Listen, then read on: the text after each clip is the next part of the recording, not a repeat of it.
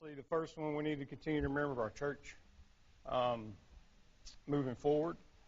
Brother Mike in his ministry, finishing out his ministry as pastor here.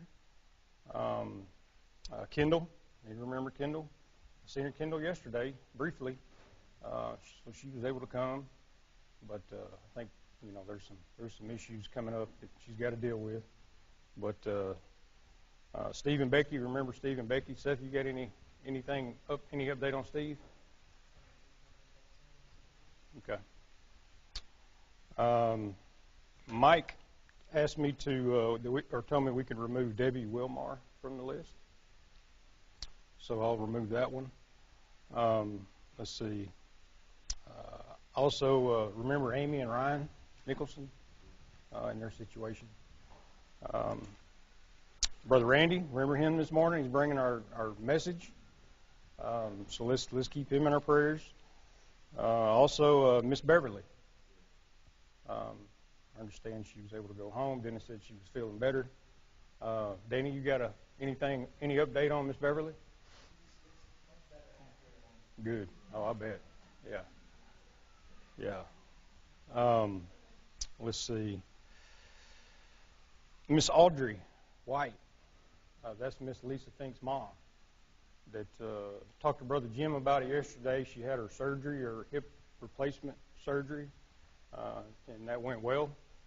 And she was recovering from that. So remember her recovery. It's going to be a long road at her age. Any others that you want to call out, update on, or remove, or add to?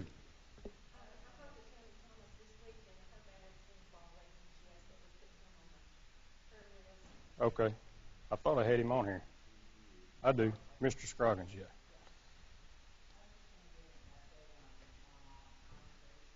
Uh-huh.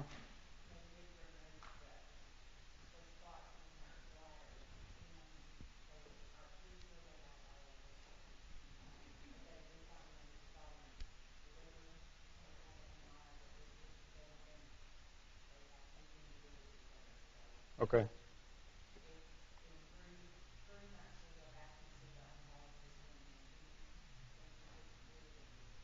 Okay. That's Miss Laverne Reynolds.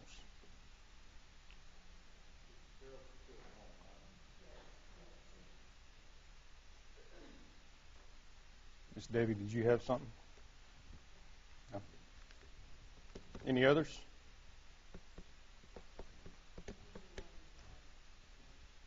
Okay. Okay.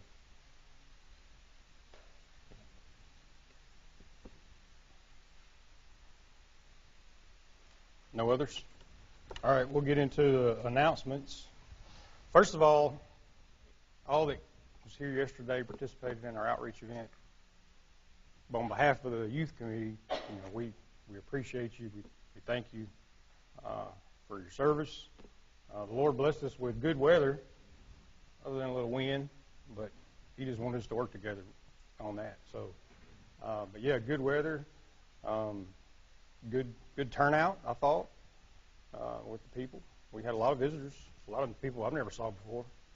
So, really?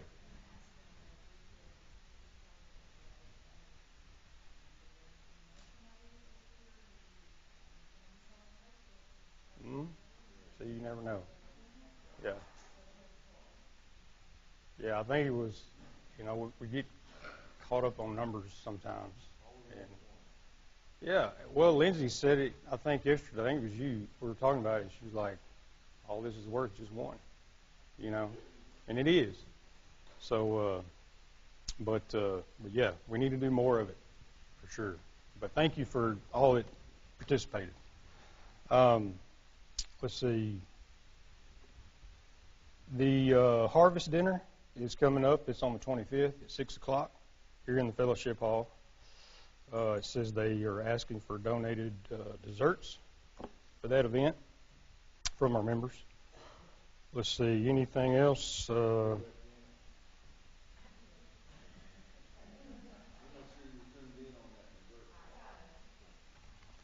Brotherhood breakfast, we do that every 2 weeks.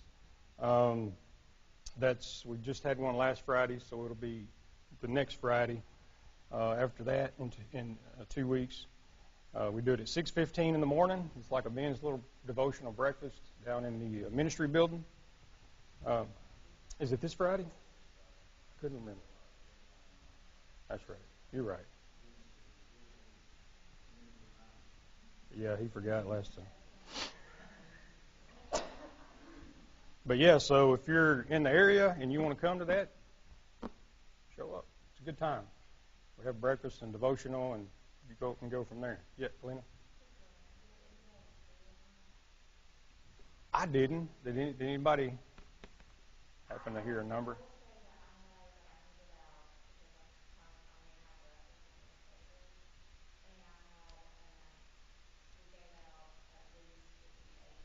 Mm-hmm. Yeah, that's pretty good. Yeah. We only gave ours to the kids, and I was estimating between 60 and 70 Mm-hmm. by what I had looked. So Good. counting the adults, I think we easily had 100. It was over 100. Doug gave out 100 tickets. He was my ticket man, and he gave them all out. So I know there was at least 100. Yeah.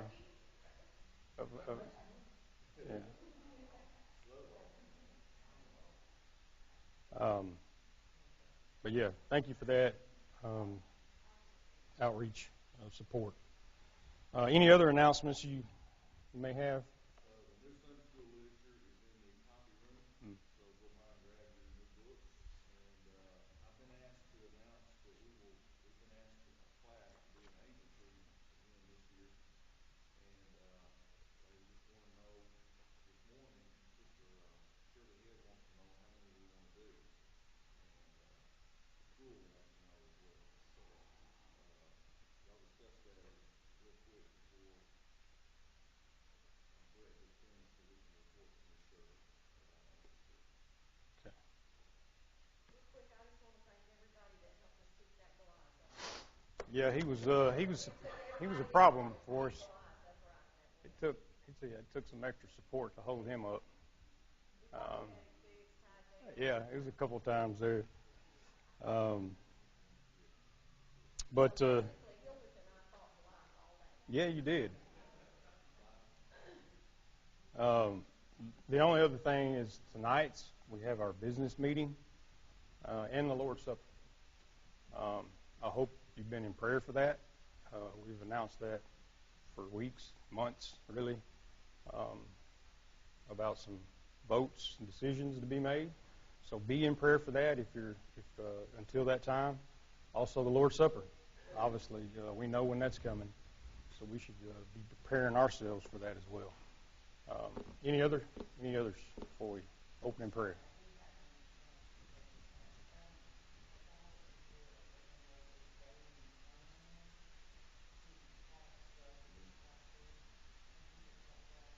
Okay.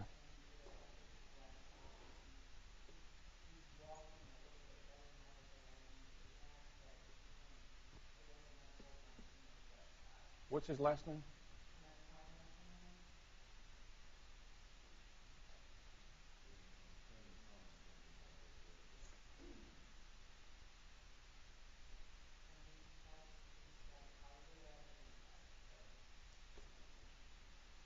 Okay. Add him to our list. Any others? Oh, yeah.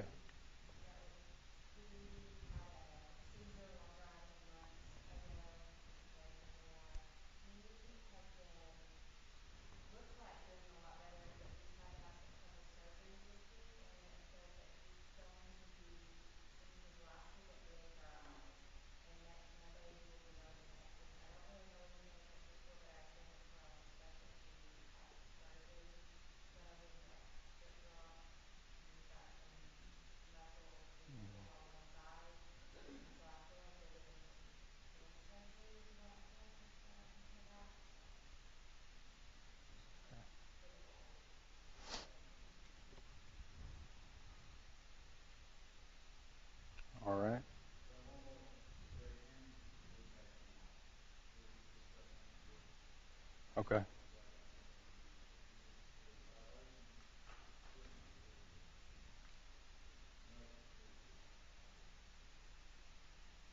Okay.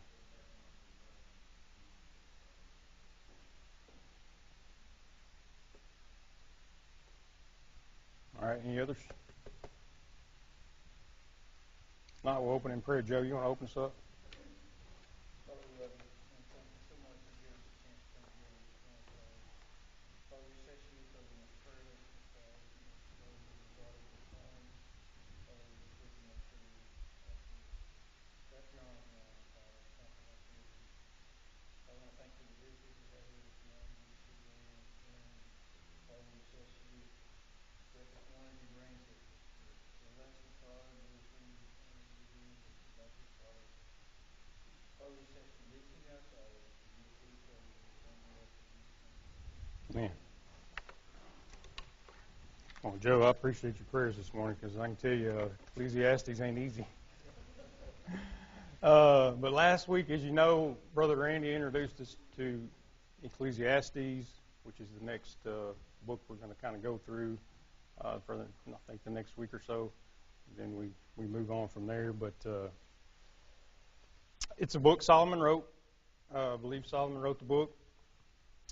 Brother Randy told us last week that the word Ecclesiastes means preacher or teacher.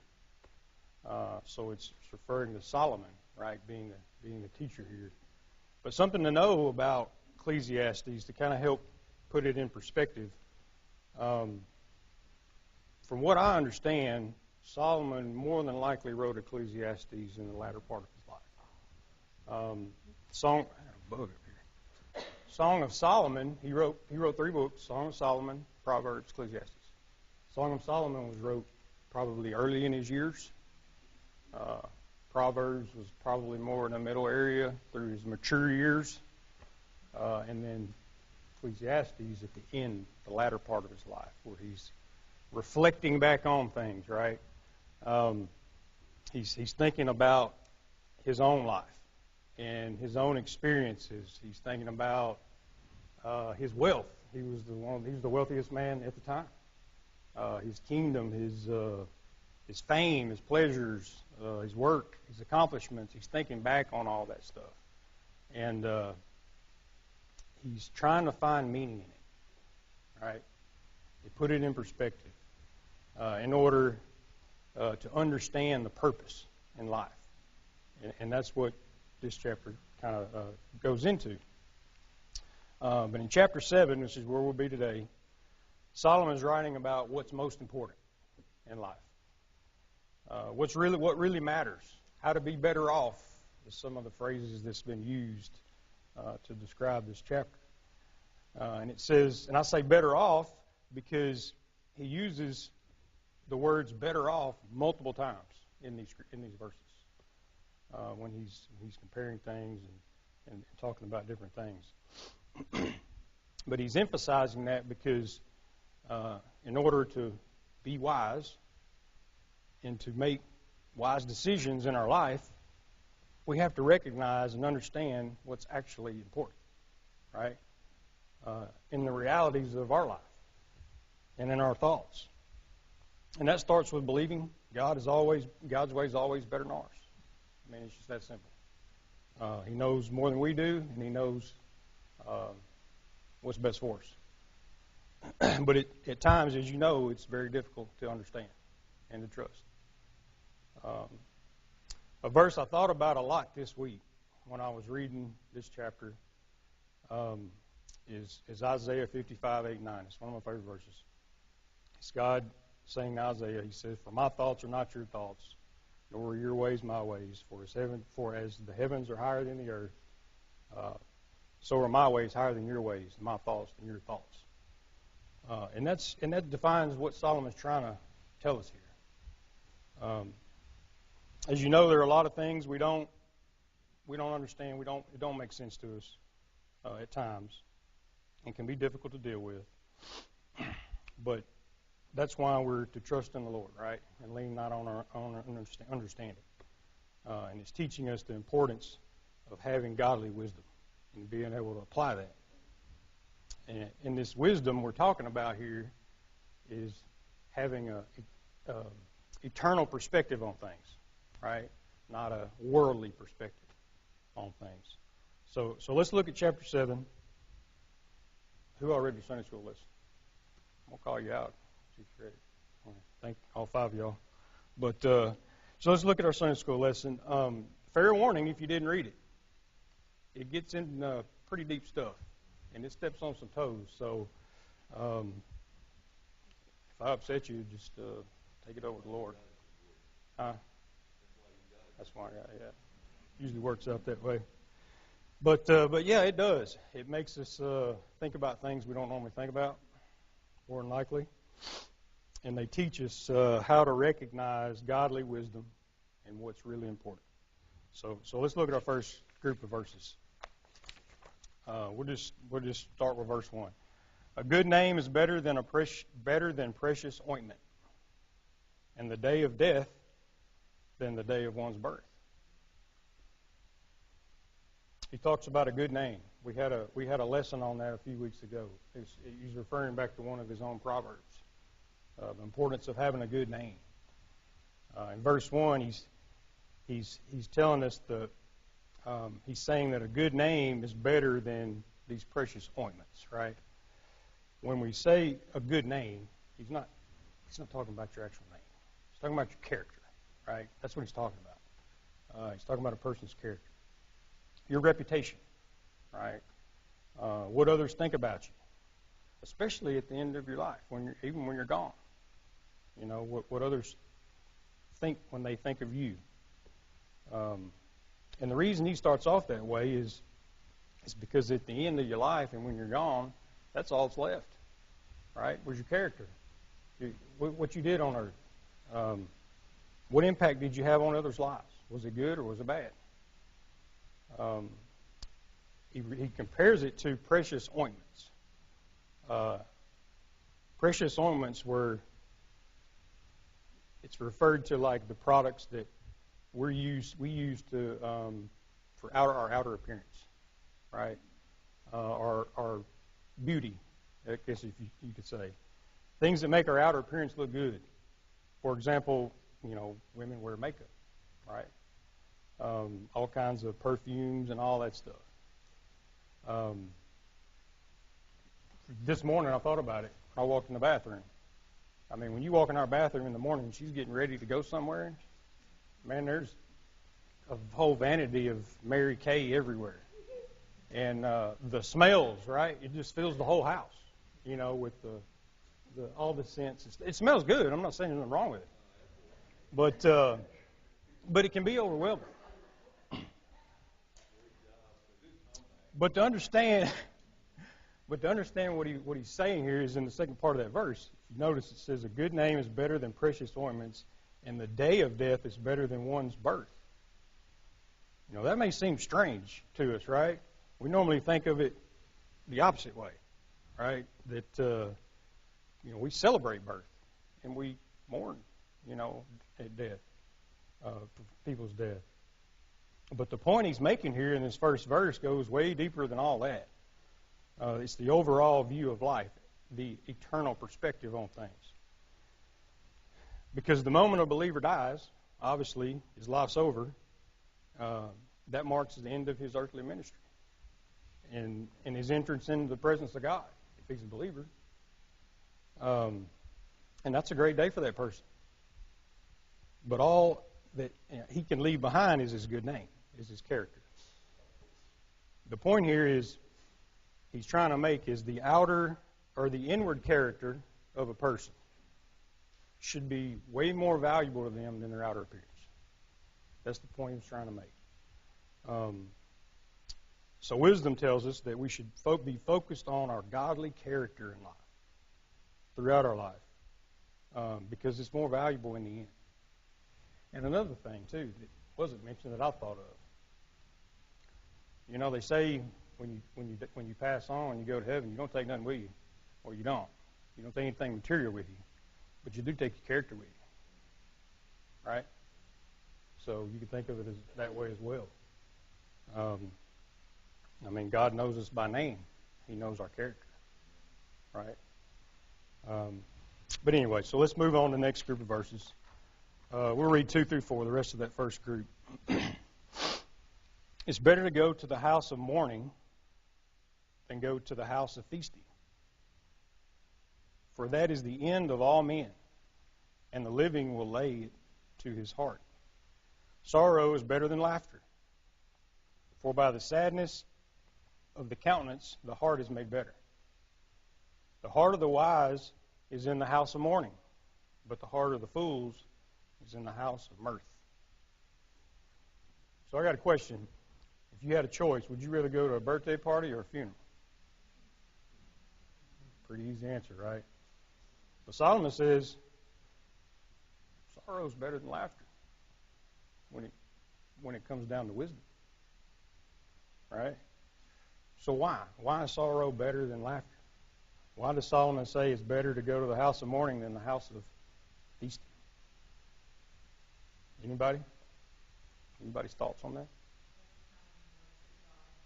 That's right. Yeah. You do. Mm-hmm. That's right. It's because, sorrow, it does way more for us, spiritually speaking, than laughter does. It really does. It can do more. Notice what he said. It can do more for our hearts. Did you see that in the verses? He mentions it 3 times, all 3 verses. He said in verse 2, and the living will lay it to his heart. He says the heart is made better. The heart of the wise is in the house of mourning. And that makes sense. It's in the times of those difficulties that we're reminded our need for God and His provision for us. It reminds us of that. It reminds us that we're all mortal. We're all going to die one day. It's in those difficult times when God teaches us humility and how much we need Him. Our dependency on Him. And it's not just a funeral service. He's not just referring to funerals. It could be any trials in life that we face, any troubles, tribulation. The book of James says, count it all joy when you encounter various trials. Why does he say that?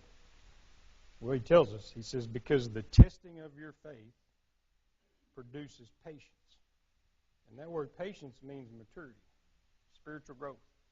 That's what that means. So it's in those testing times, those difficult times, that God is maturing us, right? It's in the times of difficulty God provides a deeper understanding of wisdom for us, and that grows us. Now, in no way does that say we shouldn't enjoy happiness, right? We shouldn't enjoy birthdays and celebration, but it does teach us that we should have a wise perspective on both, right? They both play a key role in God's plan, the good and the bad. Verses 5 and 6, let's move on to that group of verses. It says, wisdom is better than foolishness. It's better to hear the rebuke of the wise than for a man to hear the song of fools. For as the crackling of thorns under a pot, so is the laughter of the fool. This is also vanity.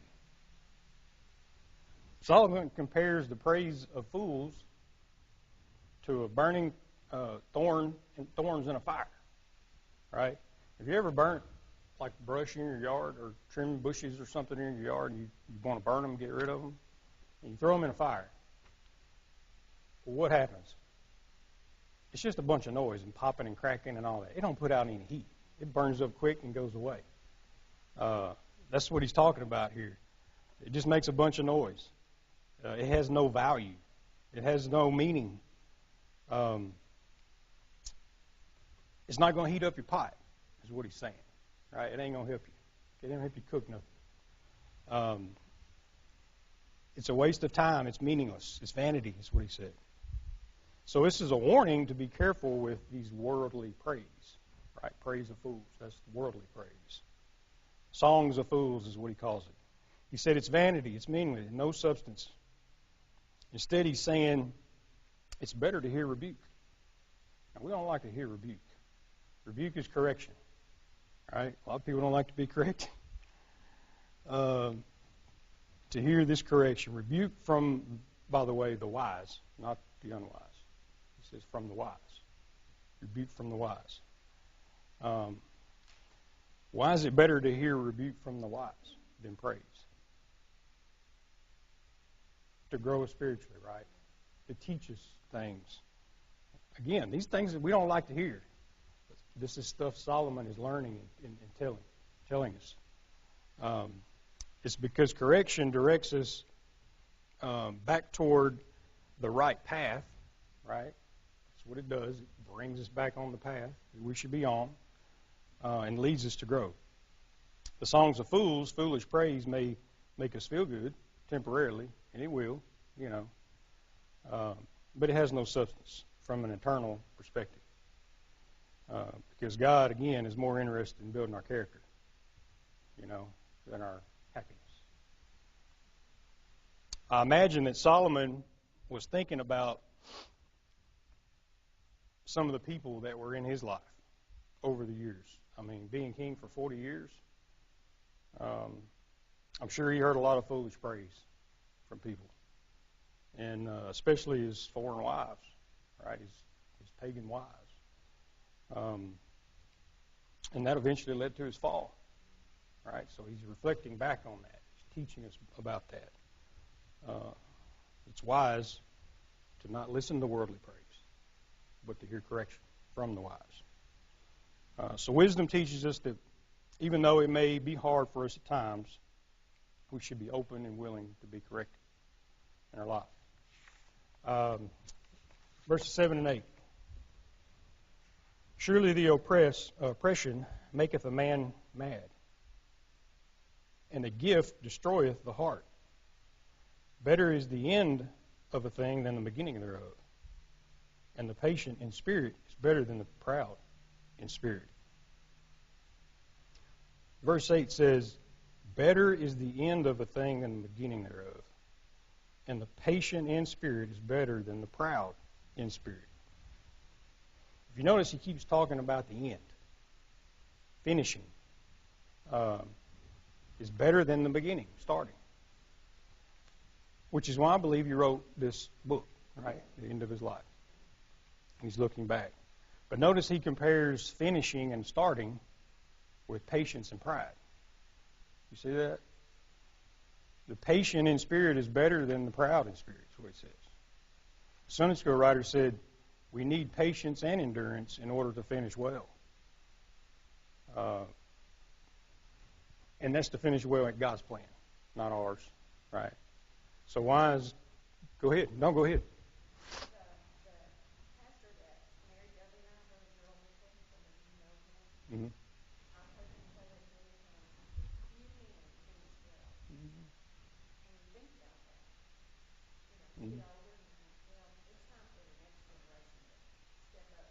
Yeah. And we sit there Mm-hmm. and we say, we're done. Yep. So anyway, I didn't mean to interrupt. No, you're exactly right.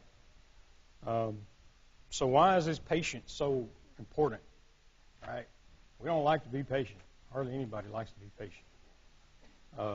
It's because of the world we live in. Right? It teaches us not to be patient. We have to always be going. So the reason I think we're to be patient is because it allows for God's plan to unfold in our life. And it's in His timing, not ours. For His purpose, not ours. And that takes patience. We're going to get ahead of God if we don't have patience. And that patience requires two things from all of us. You can't do it without it. And that's faith and obedience. You've got to have both in order to be patient.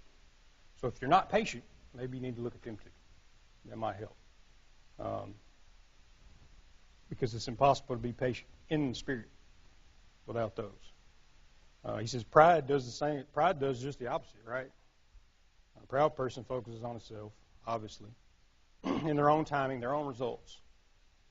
So he's saying a wise person is a patient person, must be a patient person.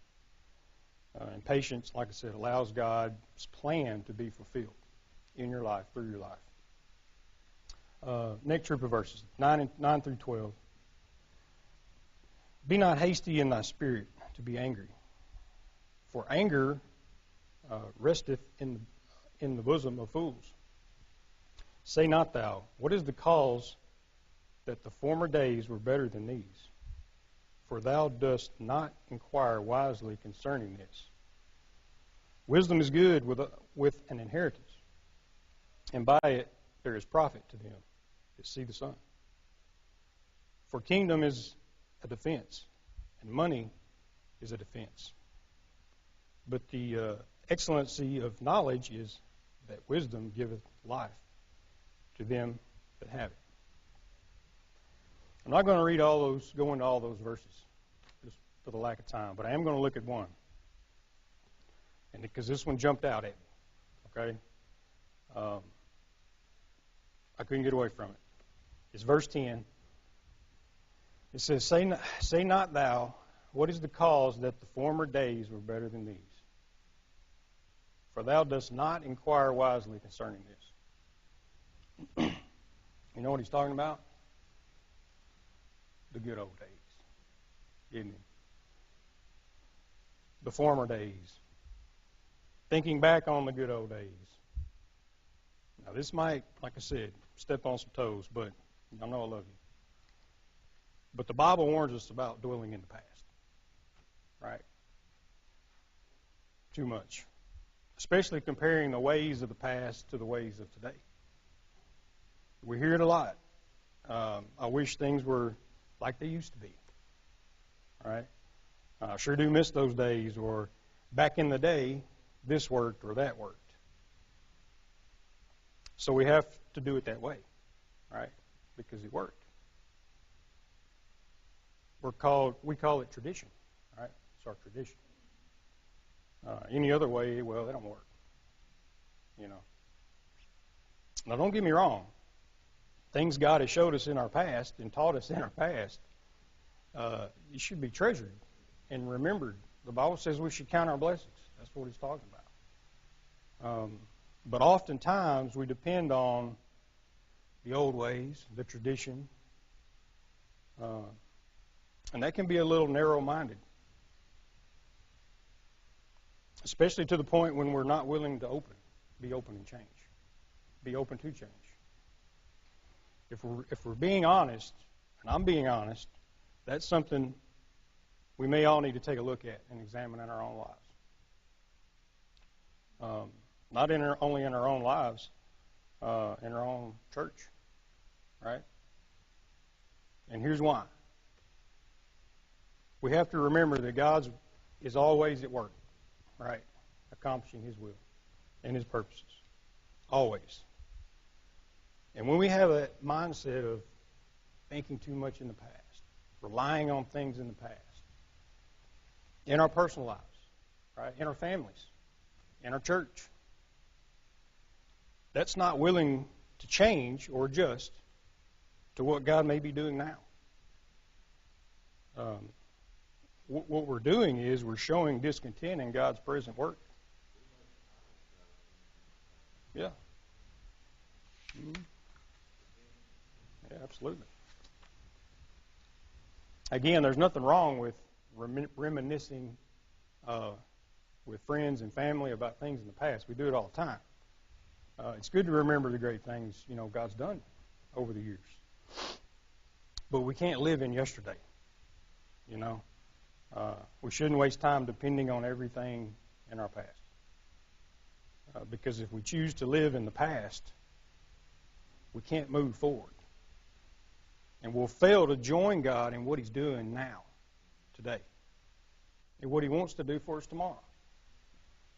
So wisdom tells us to accept the past, learn from it, but we have to trust God for the now, and what He has in store for today and moving forward.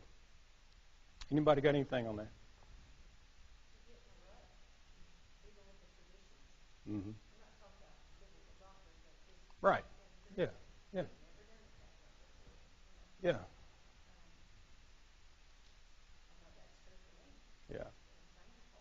Mm-hmm. They're all good songs. 3 songs, take that to offering. Yeah.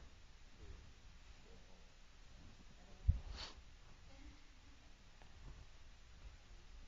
And we're not passing the party anymore. Right. You know, it's just Yeah. things that Yeah. matter in the big picture, but we get in a rut. We do. We do. And we rely on things that. So here's what we're doing. We're relying on things that we know work or that has worked. But we're not trusting God in what He wants to do. You know, the Bible says God works in mysterious ways, right? So we're not to predict how He wants to do anything. So many of these things that Debbie is talking about, we created those things. Yeah, we did. God didn't necessarily create that Mm-hmm. order of service. Right. You look in the Scripture, especially the Old Testament and New Testament, Mm-hmm. and things broke out Yeah. like that Yeah. It did. in the moment. That's right. So Solomon is telling us godly wisdom is being focused on what God wants, right? Not what we want. And the only way we know that is we got to go to Him, and He will reveal it to us instead of trying to figure it out our way. So let's look at our last group of verses.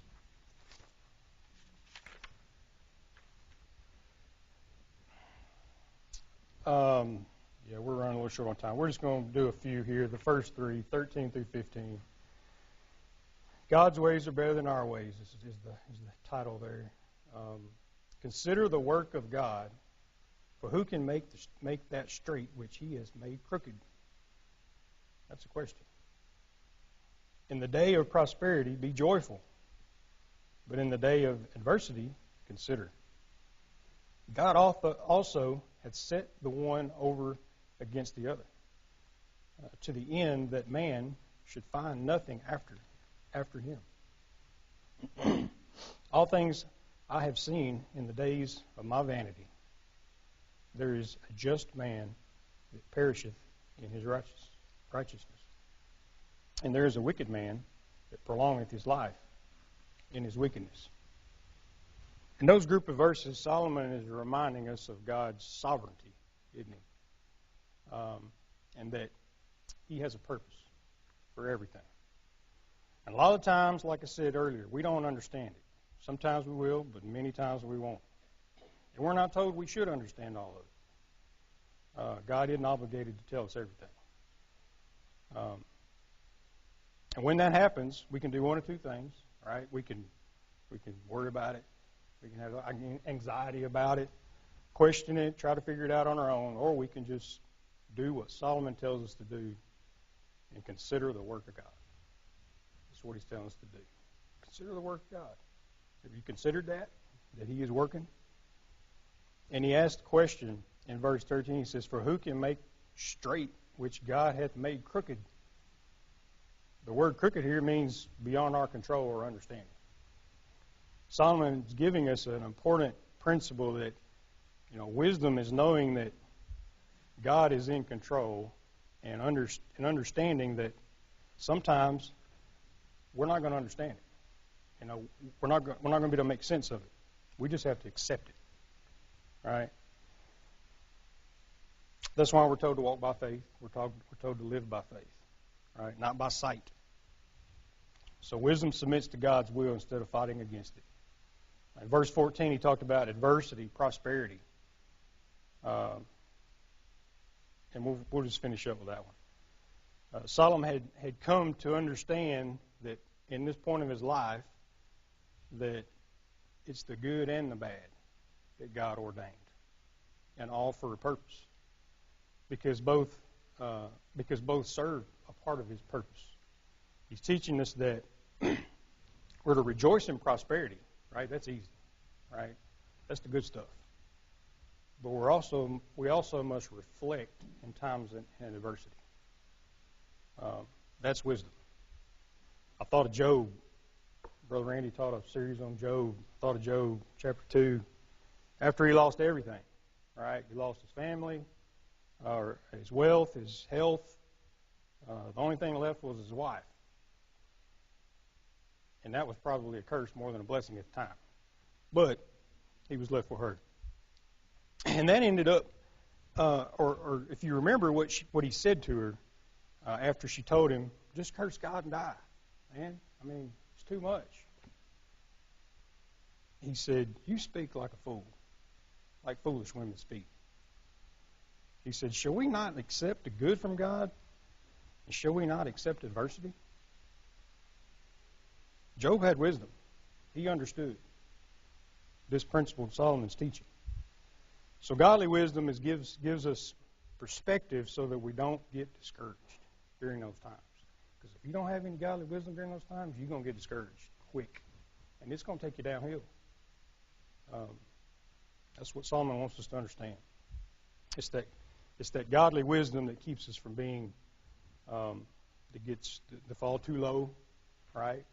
But it's also the godly wisdom that helps us not to get too high, too, right? You talk about pride. But anyway, that's all I got. Anybody got anything this morning before we dismiss? I'm thinking, Brett, that God told us His plan. His whole plan. Oh, yeah. It scares us to death. Yeah. Yeah. It absolutely scares us to death. It would. He's locked up. Yeah. That's right. Yeah. Anyway, thank y'all for listening. Or we would say, well, that can't happen in this church. We're not doing that. Yeah. You know, we're too little for all that. Yeah. Miss Debbie, you're taking the Experiencing God class, aren't you? Where are y'all at the part where it talks about you got to have a crisis of belief? Okay. Yeah. Yeah, and that pretty much talks about at times when God is at work and He wants to reveal His plans to us, and He's wanting to do something what is called God-sized. I think that's what it's called. It requires a crisis of belief. He don't make it easy. He wants you to have faith for that to happen. And that requires a crisis. It doesn't mean like, it means change. That's what crisis means. It means you're going to have to change something to adjust to what He's doing, because you can't do it where you're at.